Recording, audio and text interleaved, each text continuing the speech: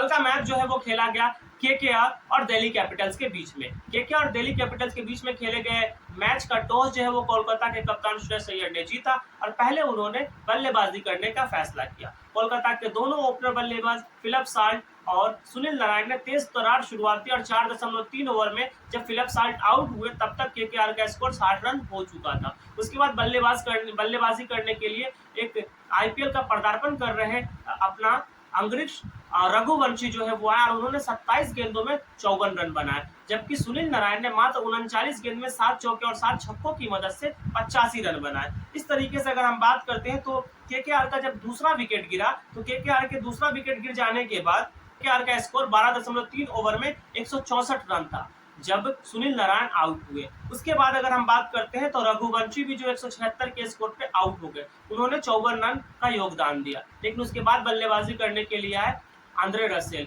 उन्होंने बहुत तेज गति से रन बनाए और मात्र 19 गेंदों में 41 रन बनाए, जिसमें उन्होंने 4 चौके और 3 छक्के लगाए। इसके बाद श्रेयस अय्यर ने भी ठीक ठाक पारी खेली और उन्होंने 11 गेंद में 2 छक्कों की मदद से 18 रन बनाए। लेकिन जो आखिरी के ओवर में एक फिनिशिंग टच देने के लिए रिंकू सिंह जाने जाते हैं, उन्होंने आखिरी के ओवर में ताबड़तोड़ गति से रन बनाए और उन्होंने मात्र 8 गेंद में 1 चौका और 3 छक्के की मदद से 26 रन जोड़े। हालांकि रिंकू सिंह जो है वो आउट हो गए थे 19वें ओवर के आखिरी गेंद पे, उन्हें एंड्रिक नोकिया ने आउट किया। उसके बाद आखिरी के ओवर में वेंकटेश अय्यर और रमनदीप सिंह और स्टार्क इन सभी ने मिलकर के जो है रन बना और इस तरीके से कोलकाता नाइट राइडर्स ने आईपीएल इतिहास का दूसरा सबसे बड़ा स्कोर 272 रन 7 विकेट के नुकसान पे 20 ओवर के पूरे होने के बाद बनाए। दिल्ली का कोई भी बॉलर जो है वो ठीक से बॉलिंग नहीं कर सका।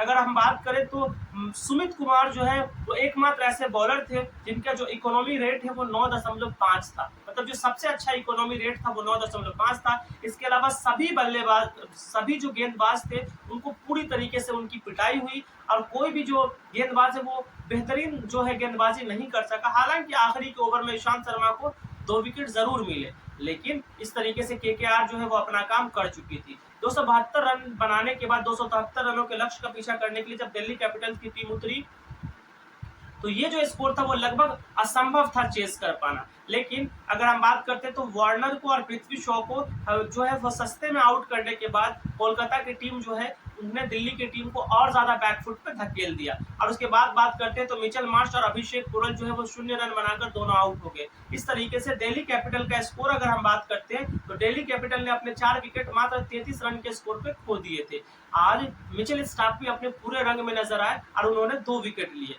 अगर हम बात करते हैं तो वैभव अरोड़ा जो कि इंपैक्ट प्लेयर के रूप में खेलने के लिए आए थे, उन्होंने 3 विकेट लिए। इसके अलावा वरुण चक्रवर्ती को भी 3 विकेट मिले। लेकिन अगर हम बात बैटिंग की करते हैं दिल्ली की, तो जब ऋषभ पंत बैटिंग करने के लिए आए तो उन्होंने ट्रिस्टन स्टब्स के साथ मिलकर के एक अच्छी साझेदारी की, जबकि ऋषभ पंत ने 25 गेंद में 55 रन बनाए, जिसमें उन्होंने 4 चौके और 5 छक्के लगाए। इसके अलावा ट्रिस्टन स्टब्स ने भी 4 चौके और 4 छक्के लगाए और इन्होंने मात्र 32 गेंद में 54 रन बनाए। इसके अलावा कोई भी दूसरा बल्लेबाज जो है वो दिल्ली का टिक के नहीं खेल सका और इस तरीके से दिल्ली के सभी बल्लेबाज जो है वो 166 रन के स्कोर पे 17.2 ओवर में आउट हो गए। इस तरीके से कोलकाता नाइट राइडर्स जो है वो 106 रन के बड़े अंतर से इस मैच को जीतने में कामयाब रही। अगर हम बात करते हैं कोलकाता की टीम की, तो कोलकाता की टीम इस बार अपने पूरे लय में नजर आ रही। हालांकि पिछला मैच जो है दिल्ली सीएसके से जीत गई थी, तो ये उम्मीद थी कि दिल्ली जो है वो एक अच्छा टक्कर जो है वो पेश करेगी, लेकिन ऐसा नहीं हो सका।